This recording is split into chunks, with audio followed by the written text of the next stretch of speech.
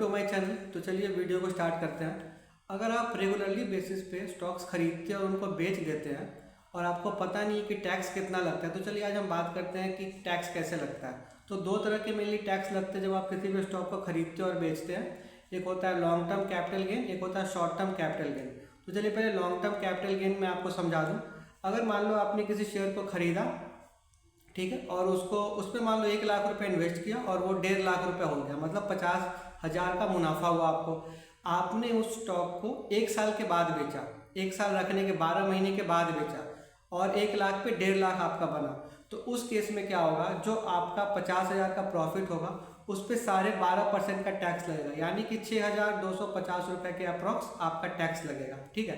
अब दूसरे केस में शॉर्ट टर्म कैपिटल गेन में सेम सिचुएशन को ले लेते हैं। अगर मान लो आपने 1 लाख लगाया, 1.5 लाख बन गया और आपने 12 महीने के पहले उसको बेचा। जी हाँ, 12 महीने के अंदर आपने बेचा, शॉर्ट टर्म कैपिटल गेन तब उस पर लगता है और 50,000 का आपको सेम प्रॉफिट हुआ। तो उस केस में क्या होगा, आपको 20% टैक्स लगेगा, मतलब कि सेम 50,000 के प्रॉफिट में यहाँ पे आपको टोटल 20% का टैक्स लग रहा है, मतलब कि आपको 10,000 रुपये यहाँ पे टैक्स देने पड़ रहे हैं। लॉन्ग टर्म कैपिटल गेन में 6,250 रुपये आप टैक्स दे रहे हो और शॉर्ट टर्म कैपिटल गेन में आप 10,000 रुपये टैक्स दे रहे हो। तो ये है डिफरेंस टैक्स का। Okay, thank you.